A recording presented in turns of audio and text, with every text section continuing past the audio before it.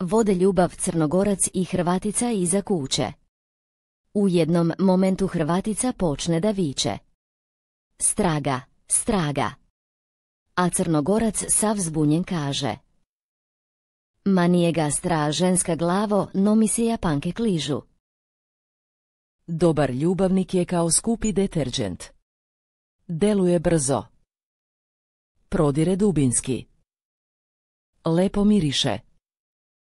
I što je najvažnije, ne ostavlja nikakve tragove. Otišao Srbin u Amsterdam i pravac javna kuća. Prostitutka ga pita: na koji način želite da vodimo ljubav? Na srpski. Ponosno će on: a nema na kredit. Posle seksa muškarci imaju isti problem kao i posle ubistva. Šta raditi sa telom koje leži pored njih? Devojka: da li bi me čuvao kao 5% baterije? Momak: ja bih te odmah napunio.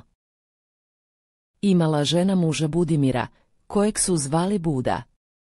Zove nju jedno veče švaler telefonom i pita: će da bude nešto noćas?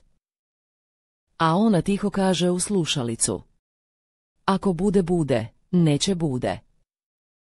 Ali ako bude, ne bude, će da bude. Šta misle devojka, prostitutka i udata žena dok vode ljubav? Devojka misli: važno je da ne ostanem trudna. Prostitutka misli: nadam se da ovaj dobro plaća. Žena misli: ovaj plafon stvarno mora da se kreći. Mujo šalje SMS svoje fati: šta je to u tvojim venama što me tera drugim ženama? A fata mu odgovara: šta je to u tvojim udima što me tera drugim ljudima? Šta radi kamiondžija kada ga ostavi žena? Ubaci u drugu.